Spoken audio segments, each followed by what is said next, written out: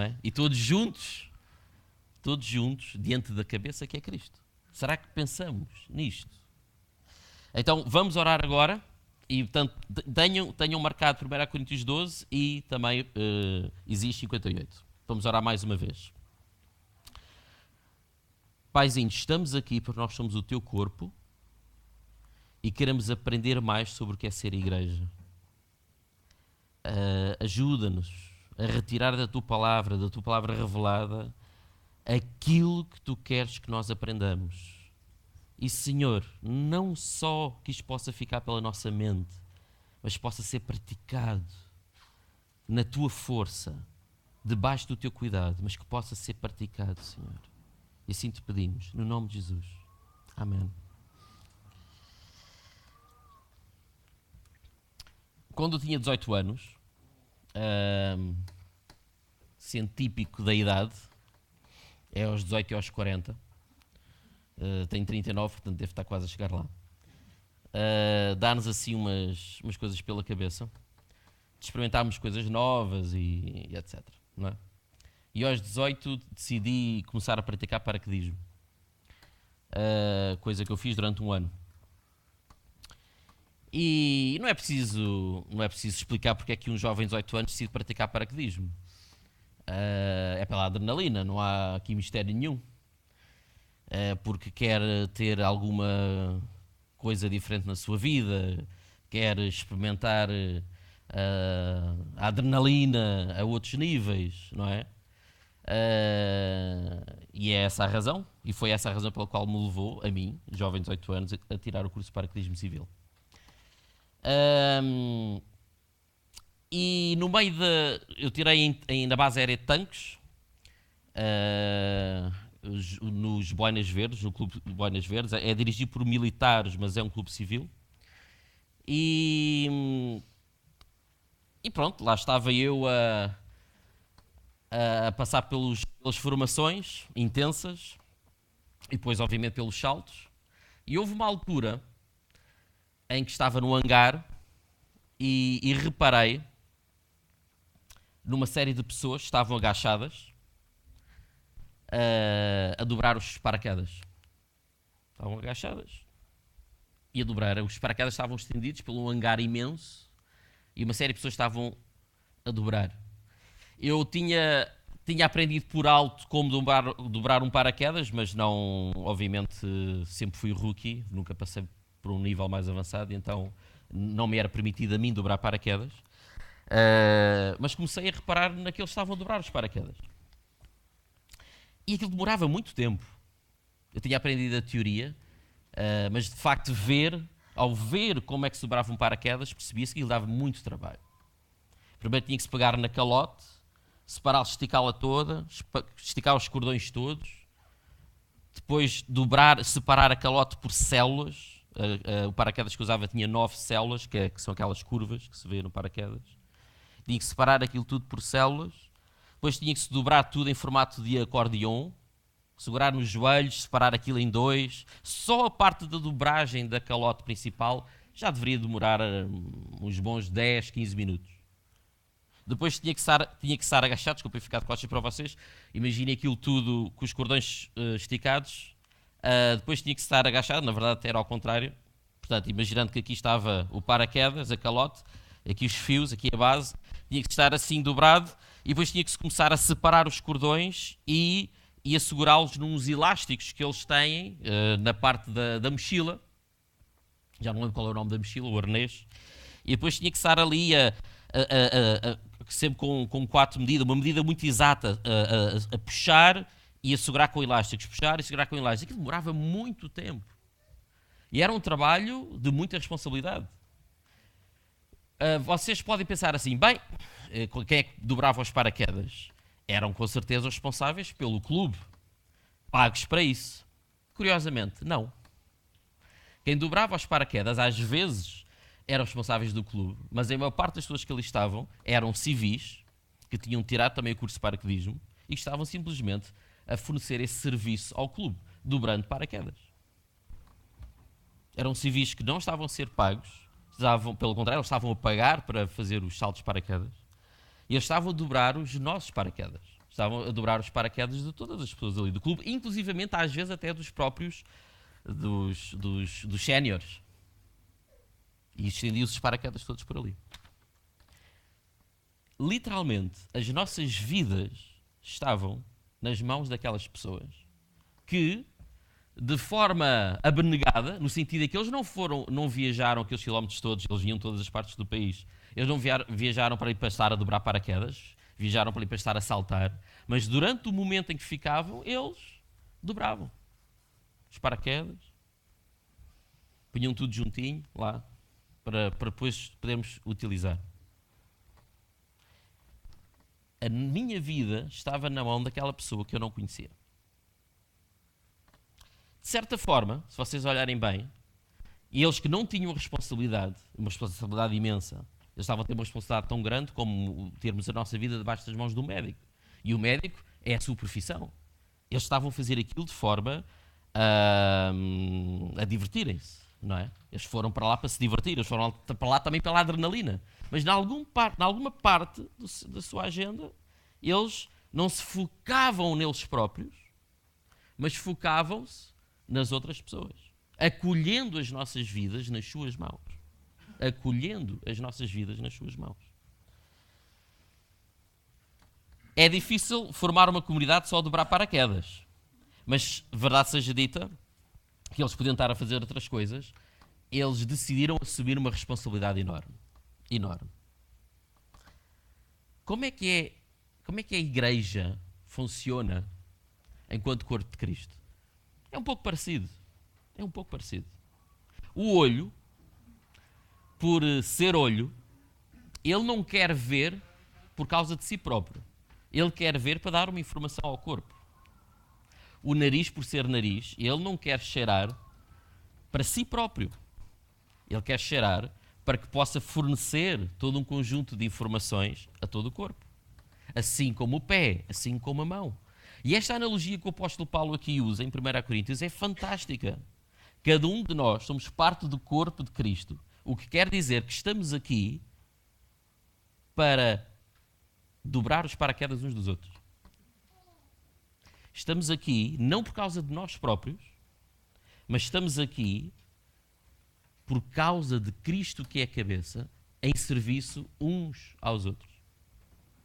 Então, a igreja, nesta analogia do corpo de Cristo, é uma igreja que se entende como estando ao serviço de outra coisa que não eu próprio. E essa é a função da igreja. Portanto, se quando nós olhamos uns para os outros aqui, quer dizer que vocês chegaram até esta comunidade não porque vocês estão ao serviço de vocês mesmos, mas sim porque vocês estão ao serviço de outra coisa. Neste caso, olhando para o vosso corpo, o que é que traz unidade ao vosso corpo? Será que é a mão que traz identidade? Será que é unidade e identidade? Será que é o pé? Bem, há alguns, se calhar o tipo de roupa com que vestem pode dar identidade à pessoa, mas não é isso aqui em causa. Não é o vosso corpo que vos traz unidade, é o vosso cérebro, no sentido em que vocês acham que são Manuel ou Joaquim ou Zé. E qual é a cabeça deste corpo que é a igreja? É Cristo. Quer dizer, quando nós entramos aqui nesta igreja, nós sabemos que estamos ao serviço de Cristo. Isto, na nossa cultura individualista, é muito difícil compreender este propósito. Porque em tudo o que nós fazemos, regra geral, e em tudo o que nós somos ensinados a fazer na nossa cultura, nós somos empurrados para pensarmos em nós próprios e não em quem está à nossa volta. É normal, é comum. E é normal não só na nossa sociedade. Vocês reparem, quando digamos que os canais, praticamente tudo que existe de mídia sobrevive à conta da publicidade, não é? E o que é que a publicidade quer? No fundo, a publicidade dirige-se ao público que está a visioná-la, tentando inculcar nessa pessoa uma necessidade, de modo a depois ir conseguir satisfazer essa necessidade com aquele ou com aquele produto.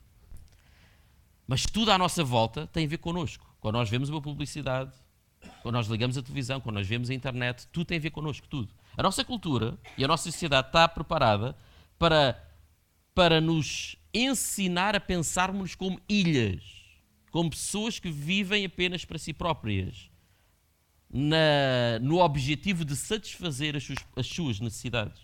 Mas não é só a nossa cultura. O nosso egoísmo interior também nos leva a isso. Reparem num bebê, não é? Quando ele nasce. O mundo tem tudo a ver com ele. Isto é natural, é normal e é natural. O bebê quando nasce tem fome e, como é óbvio, diz, tem que satisfazer a minha fome. Se tem sono, refila, etc, etc, etc. Se faz as necessidades, refila também, dizer se sentir desconfortável. O mundo gira à volta dele. Na verdade, para o bebê, o mundo gira à volta da sua boca, não é? Mas tem a ver com ele. Quer dizer, quando nós nascemos, nós já fomos ensinados nesta forma de egoísmo. É algo básico em nós. Pensarmos em nós próprios é algo básico. Mas em algum momento das nossas vidas nós vamos ter de crescer. Em algum momento das nossas vidas nós vamos ter de perceber que a humanidade, ser humano, não tem a ver com procurarmos as nossas próprias necessidades. E Cristo ensinou-nos isso de forma profunda. Ele, sendo Deus, decide sair da sua posição para estar ao nosso serviço. Como ele próprio disse, eu não vim para ser servido, eu vim servir. Ele, que era Deus, decide servir-nos. Nós somos o corpo de Cristo. E o que quer dizer que se a mente de Cristo não mudou, ele continua a querer servir os outros que não ele próprio. E nós agora somos chamados, enquanto igreja, a juntarmos esta tarefa de, juntos com Cristo e ao seu serviço, servirmos uns aos outros. É uma mensagem profunda de transformação. E aqui reside um dos segredos, e é agora aí e para aí é que nós vamos caminhar, para Isaías 58, e aqui reside um dos segredos sobre a felicidade. Porque reparem, se nós já nascemos naturalmente a puxar tudo para nós, não é? Já faz parte da forma como a nossa natureza, como a nossa biologia se foi desenvolvendo, também é verdade que se nós somos seres espirituais, também há aqui qualquer coisa dentro de nós, não só a nossa biologia, que nos puxa para o outro lado. Há um filme fantástico, quer dizer, eu adormeci a vê-lo no cinema, mas ainda assim é um filme fantástico, que é chamado A Árvore da Vida. A Árvore da Vida. Quem aqui já viu esse filme? Já agora, só para ter uma ideia. É mesmo assim, lá, há algumas pessoas. Há uma parte lá em que eu acho que é 15 minutos ou meia hora de imagem sobre o universo. E eu já ia com sono para o cinema e pronto, aquilo foi demais para mim e adormeci. Depois a Vera acordou-me. Mas é um filme interessante porque ele apresenta o dilema. É um filme com o ator Brad Pitt e a atriz principal não sei qual é. Alguém sabe? Também não. Quando se vê lá o Brad Pitt, depois a pessoa já não lama ninguém. Já estou a ver que sim. E então, qual era o tema principal do filme? Que há dois caminhos na vida. O caminho da natureza e o caminho, agora eu não me estou a recordar exatamente as palavras que o filme usava, não era bem o caminho da santidade ou o caminho do espírito. Como? Da espiritualidade. Era o caminho da espiritualidade. Eu não sei exatamente quais eram as palavras usadas no filme, mas é interessante o caminho da natureza e o caminho, vamos chamar, da espiritualidade. Porque de facto há duas realidades em nós que estão em luta. A nossa natureza, mas também o nosso lado espiritual com o qual nós fomos criados e que nos está a chamar para outra coisa. Para outra coisa. Então vamos ver uma das características que está implicada no facto da igreja ser o corpo de Cristo. E agora vamos lá a Isaías 58. Qual é o contexto? Bem, vamos dar o contexto geral, não o contexto do livro de Isaías, mas o contexto geral de uma relação entre Deus e o seu povo que era comum e onde regularmente estava a acontecer o seguinte. Deus tinha chamado para si um povo eleito, porque foi Deus que o elegeu, escolheu. Haviam N povos na terra e Deus decidiu chamar um decidiu dar-lhe regras específicas, decidiu dar-lhe mandamentos específicos para que este povo se distinguisse dos restantes povos da terra, que é o povo judeu. E a relação entre Deus e este mesmo povo foi sempre uma relação difícil, porque ora os judeus não queriam ser diferentes dos outros povos da terra, ora, e agora aqui está o outro lado da moeda, ou eles achavam-se tão diferentes dos outros povos da terra que não tinham percebido qual era o propósito de terem sido chamados por Deus. E ficavam metidos com o seu umbigo. Muitas vezes, na história do judaísmo, percebemos que o problema dos judeus não é o facto deles não se perceberem como um povo diferente. Era precisamente o oposto. Eles tinham uma tal imagem de si como um povo diferente dos outros que eles viviam para dentro de si próprios. Mas Deus não tinha chamado o povo de Israel para eles viverem para dentro de si próprios. Deus tinha chamado o povo de Israel para quê? Para eles serem o anúncio da salvação de Deus para toda a humanidade. Esse era o propósito do chamado do povo de Israel. Eles tinham sido chamados para serem diferentes dos outros, mas com um propósito. De estarem abertos para toda a humanidade. Então, e vamos ver agora Isaías 58. Peça a Emma novamente para chegar até aqui acima.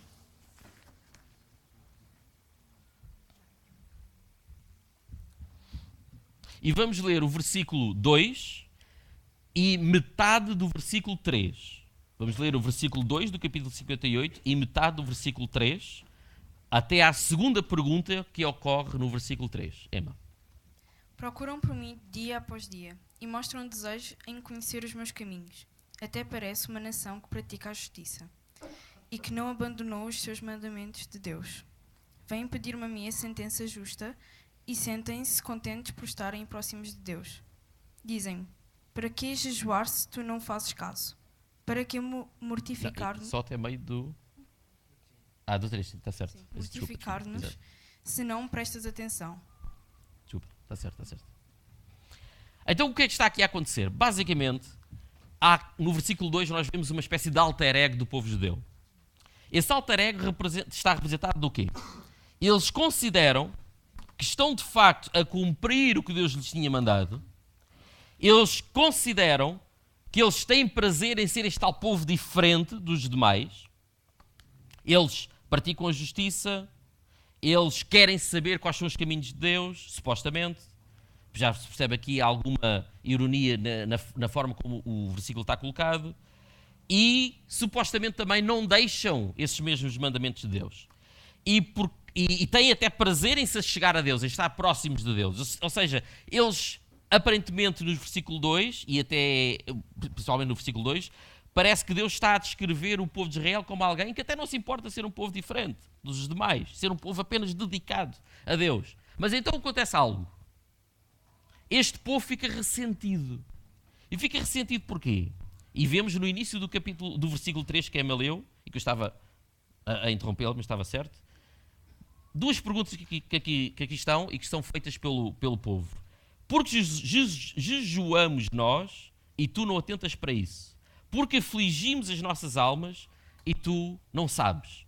Ou seja, aparentemente o povo se queixava que eles, estando a cumprir o que era exigido, a nível de regras, eles jejuavam. Normalmente o povo jejuava em estado de aflição, em estado de angústia, quando perdia uma batalha, quando havia alguma catástrofe, e então o povo era levado a jejuar. E aparentemente o povo estava-se a queixar que Deus não estava a responder. Que no meio do problema no qual o povo de Israel estava, naquela circunstância aqui, parecia que Deus não estava a responder. Não estava.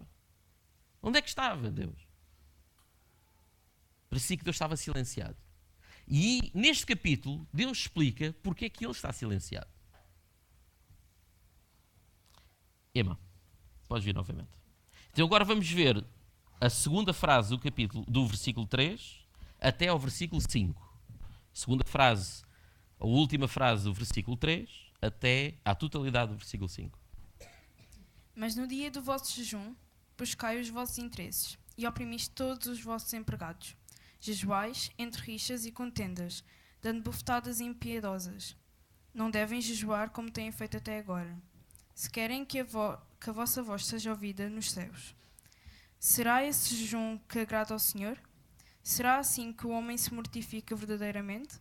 Curvar a cabeça como um junco, vestir-se de luto e deitar-se sobre o pó. É para isso que proclamais um jejum, um dia agradável ao Senhor? Em algumas traduções, neste último versículo, aquilo que na Bíblia para todos está traduzido como fazer o luto, e está certo, porque aquilo é fazer o luto, em algumas traduções mais diretas, como a João Ferreira de Almeida, que vocês têm deitar por baixo de si um saco e cinza, não é? Quem aqui tem tradução João Ferreira de Almeida? Saco e cinza.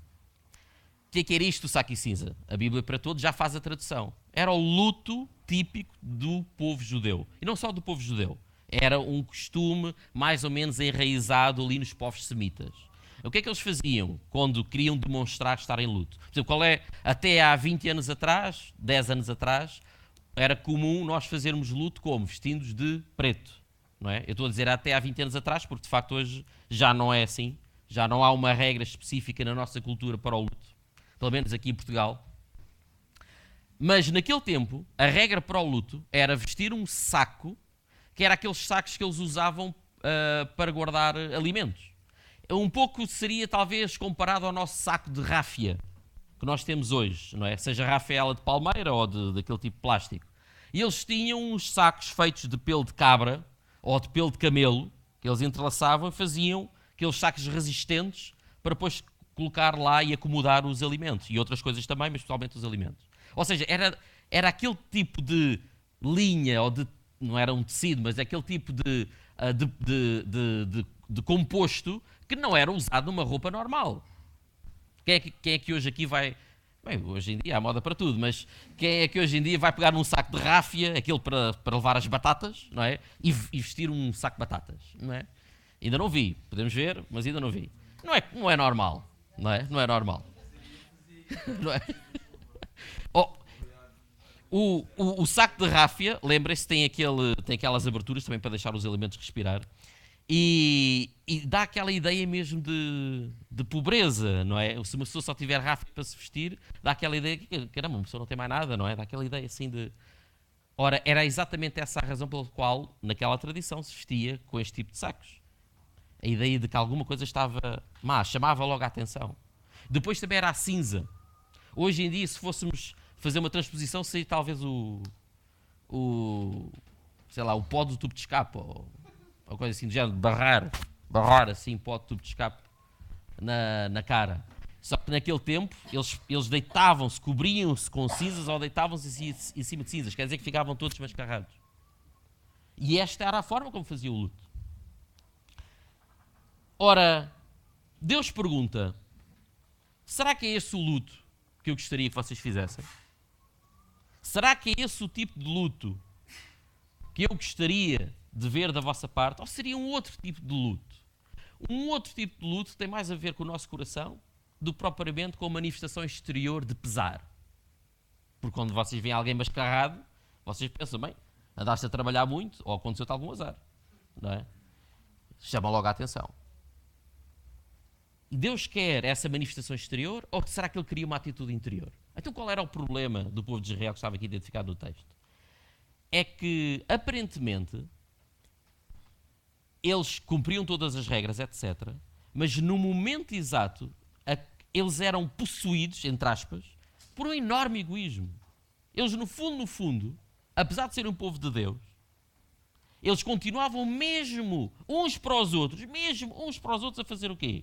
Vocês vejam no final do versículo 3 e no versículo 4. Mesmo uns para os outros, eles exploravam os trabalhadores, eles permaneciam em contendas, em rixas. Há aqui esta expressão para ferir com um punho iníquo a pessoa, isto é, para desferir golpes injustos, etc, etc, etc. De que é que valia a exterioridade de alguma coisa que se no seu coração eles continuavam apenas a debater-se para os seus próprios interesses. Eram os seus próprios interesses que dominavam o coração do povo judeu, tanto individualmente como também socialmente, culturalmente. Vocês sabem que um dos problemas que os judeus tiveram em aceitar Cristo, para lá, obviamente, da sua pertenção à divindade, etc., foi precisamente a mensagem universal que Cristo tinha. Vocês sabem, inclusivamente, que no Novo Testamento, um dos problemas que a igreja primitiva teve foi exatamente libertar-se daquela visão tacanha que o judeu tinha de olhar para dentro de si próprio e pensar apenas no seu próprio povo. O problema que a igreja primitiva teve foi exatamente saber se os não-judeus que se convertiam ao cristianismo, se eles deveriam, no entanto, primeiro que tudo, converter-se ao judaísmo. Cumprir o sábado, fazer a circuncisão, separar os tipos de alimentos, que era isso que identificava o povo judeu. O povo judeu ficou tão convencido da sua chamada enquanto povo separado, já tinha perdido de vista porque é que ele tinha sido separado. Já tinha perdido de vista a sua função.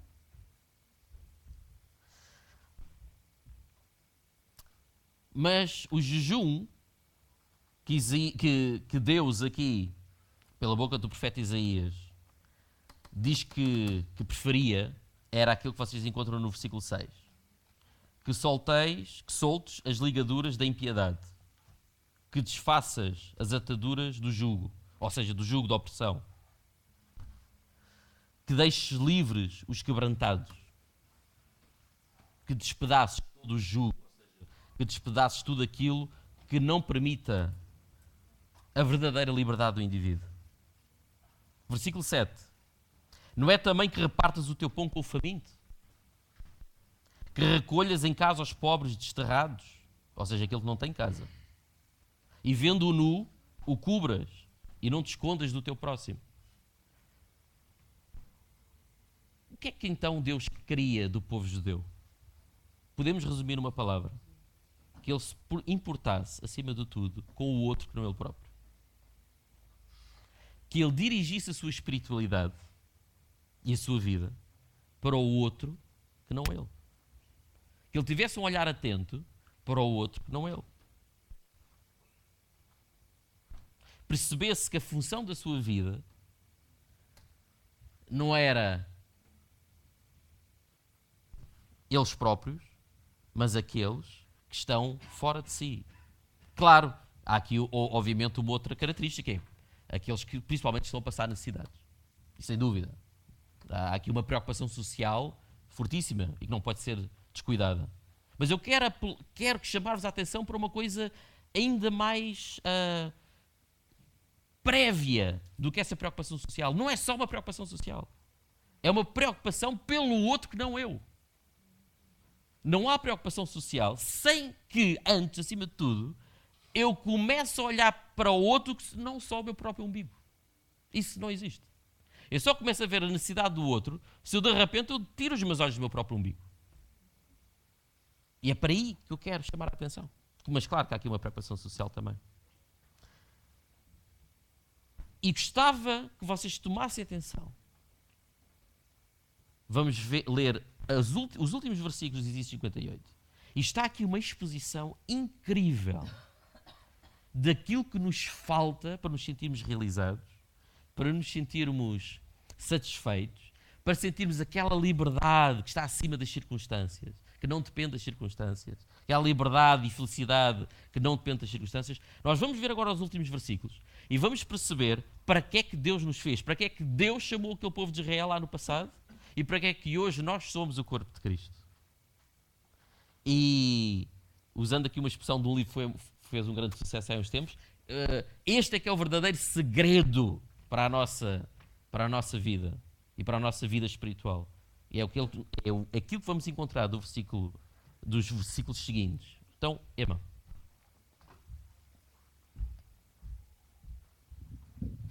Podes ler do versículo 8 ao versículo 11. Então surgirá para ti a alvorada de um dia novo, e ficarás curado rapidamente das tuas feridas. O triunfo caminhará na tua frente, e a glória do Senhor atrás de ti. Então Chamarás pelo Senhor e Ele te responderá. Pedirás ajuda e Ele te dirá: aqui estou.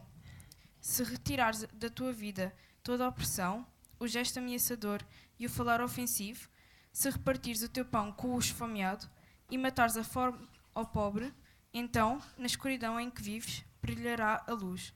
A tua obscuridade transformar-se-á em meio-dia. O Senhor será sempre o teu guia. Até em pleno deserto saciará a tua fome e dará vigor ao teu corpo. Serás como um jardim irrigado, como uma fonte abundante, cujas as águas nunca secam.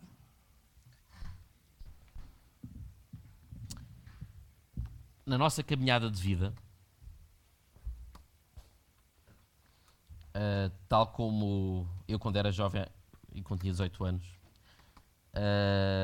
nós somos levados a alguns lados porque simplesmente nós queremos algo para nós próprios. E eu sei, até por experiência própria, se vocês não enfiarem o barrete, enfio eu, e eu sei que eu também cheguei a Cristo por uma questão de interesse pessoal. Eu cheguei a Cristo por N razões, tantas e tantas razões, onde muitas delas tinham a ver comigo. Mas ao chegar a Cristo, pelas minhas próprias razões, eu descobri que a minha vida era feita para o outro e não para mim. Esse é que é o milagre da conversão. O milagre da conversão não tem tanto a ver com o percurso que nós fazemos até chegar a Cristo. Tem a ver com o momento de encontro com Ele. E quando nós o encontramos, quando nós percebemos que ser a igreja é pertencer a um corpo onde a cabeça é Cristo, é simplesmente seguir o exemplo dele. Ele, que é Deus, decidiu viver para nós e morrer por nós. Por que razão é que o nosso sentido de vida ia ser diferente? Não faz sentido, não é? Não faria sentido. Se o nosso mestre fez isso, então nós somos seus discípulos também, temos aí o nosso objetivo de vida. E reparem como é que isto afeta profundamente o dia a dia, a forma como nós encaramos as adversidades. Vejam bem, no versículo 8. Então romperá a tua luz como alva e a tua cura apressadamente brotará. A nossa cura acontece, e quando eu estou a falar de cura, estou a falar de uma cura interior, não estou a falar de cura física, estou a falar de cura interior. A nossa cura acontece quando nós percebemos que a nossa vida é feita para o outro e não para nós próprios. Muitas vezes nós ficamos à espera que as nossas feridas sarem para finalmente começar a dar atenção à pessoa que está ao meu lado. Mas não é isso que está aqui escrito. O que está aqui escrito é que a nossa ferida vai sarar quando eu finalmente começar a olhar para o outro ao meu lado. É isto que está aqui. É precisamente quando ainda o texto e o profeta Isaías volta a repetir no versículo 10, não é? Se abris a tua alma ao faminto, se fartares a alma aflita, etc, etc. Se fizeres tudo aquilo que está indicado neste versículo, que é não olhes só para o teu umbigo, olha para o umbigo do outro, não é? Então as nossas curas, as nossas feridas interiores vão começar a sarar. E nós sabemos que ficamos à espera que elas sarem. Mas não é isso que nos ensina a Bíblia. Não é isso. Reparem ainda também no versículo 10. A segunda parte do versículo 10. Então a tua luz nascerá nas trevas e a tua escuridão será como o meio-dia. Eu gosto muito da forma como a tradução Bíblia para Todos traduziu este versículo. Foi, então na escuridão, Emma, podes só voltar a ler a segunda frase do versículo 10. Na escuridão em que eu vivo, não é? Nascerá a luz, ou brilhará a luz, não é assim? Gosto muito da forma como foi traduzido ali. Na escuridão em que eu vivo, a luz vai brilhar. Reparem, mais uma vez, não é quando a escuridão à minha volta desaparece, é que eu vou começar a olhar para o outro. Não é isso? É, eu vou começar a ver luz na escuridão em que eu vivo, quando eu começar a perceber que a minha vida não tem a ver comigo mesmo. Curioso. E vejam ainda, no versículo 11, mais uma vez a mesma repetição da mesma ideia. O Senhor te guiará, versículo 11, o Senhor te guiará continuamente e fartará a tua alma em lugares secos. Que na tradução da Bíblia para Todos está em lugares desertos, são lugares secos, desertos. Ou seja, não é quando finalmente eu encontro o oásis, quando eu saio do deserto, é que eu finalmente vou deixar de me preocupar com o meu umbigo. Não é isso. É que eu deixo de me preocupar com o meu umbigo, então naquele lugar deserto em que eu estou a viver, eu vou ver algo a frutificar. É isso que está aqui ensinado. Serás, vejam a segunda parte do versículo 11, serás como um jardim regado e como um manancial cujas águas nunca faltam. Mas vamos ser como um jardim regado onde? No jardim? Não. No deserto em que vivemos. No deserto em que vivemos. É muito difícil mesmo, no meio do deserto, no meio da escuridão, das trevas ou da escuridão, depende da vossa tradução, é muito difícil no meio das feridas abertas, eu de repente, eu não olhar para a dor que a minha ferida me provoca. É muito difícil. Mas o que a Bíblia nos está a dizer, e é precisamente nesse momento em que eu desvio a minha atenção da minha dor para dar atenção à dor do outro à minha volta, que acontece, igreja. Que acontece a manifestação de Deus no nosso meio. Reparem no versículo 9. Então, quando isso acontece, então clamarás e o Senhor te responderá e gritarás e Ele dirá, eis-me aqui. Eis-me aqui.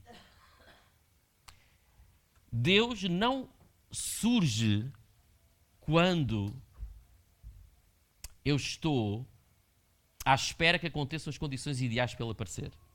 Ele aparece precisamente, independentemente dessas mesmas condições ideais aparecerem.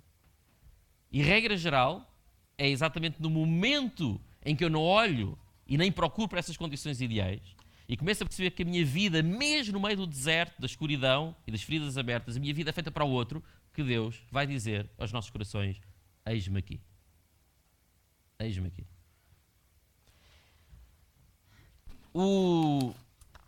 Quero agradecer bastante, nunca tive a oportunidade de o fazer, curiosamente, talvez no meio da minha sede de adrenalina. Provavelmente foi isso, olhando agora para trás. Nunca tive a oportunidade de agradecer àquelas pessoas que dobraram o meu paraquedas. Nunca. Devia tê-lo feito. Porquê é que eu nunca agradeci? Mesmo houve ali aquele momento em que eu parei para ver no hangar e ter percebido quem é que está ali a dobrar os paraquedas, algum daqueles paraquedas seria o meu. Sinceramente, porque eu queria lá saber daquilo, eu queria era saltar de avião. Percebem? Eu nunca lhes agradeci porque eu queria estava ali pela adrenalina e queria lá saber agora quem estava a dobrar o paraquedas. Foi uma falta de compreensão daquele gesto profundo. Eu não direi amor, que é exagerado, mas profundo cuidado que tiveram para comigo a dobrar aqueles paraquedas, sendo eles civis e não tendo obrigação nenhuma de o fazer. Eles não estavam a receber dinheiro por aquilo. E porquê é que eu não agradeci? Porque de facto estava a pensar no meu próprio umbigo. Teria sido tão diferente se eu mesmo indo saltar de avião, se eu tivesse parado ali um bocadinho e tivesse agradecido àquelas pessoas, olha, obrigado por estarem a fazer isto. E obrigado por assumirem esta responsabilidade porque a minha vida está nas vossas mãos. Muito obrigado. É tão diferente quando nós deixamos de ter... Aliás, agora ficamos aqui com dor no pescoço com os telemóveis, não é? Nós, na verdade, já somos seres humanos com dores no pescoço há muito tempo, em que olhamos para o nosso próprio umbigo. É tão bom quando nós nos aliviamos esta dor, porque erguemos a cabeça e olhamos para o que está à nossa volta, independentemente da circunstância e da fase em que nós estamos. É tão bom. E é esse o chamado de ser a igreja. A igreja é o corpo de Cristo, porque não é chamada a servir-se, mas a servir os outros. Muito obrigado.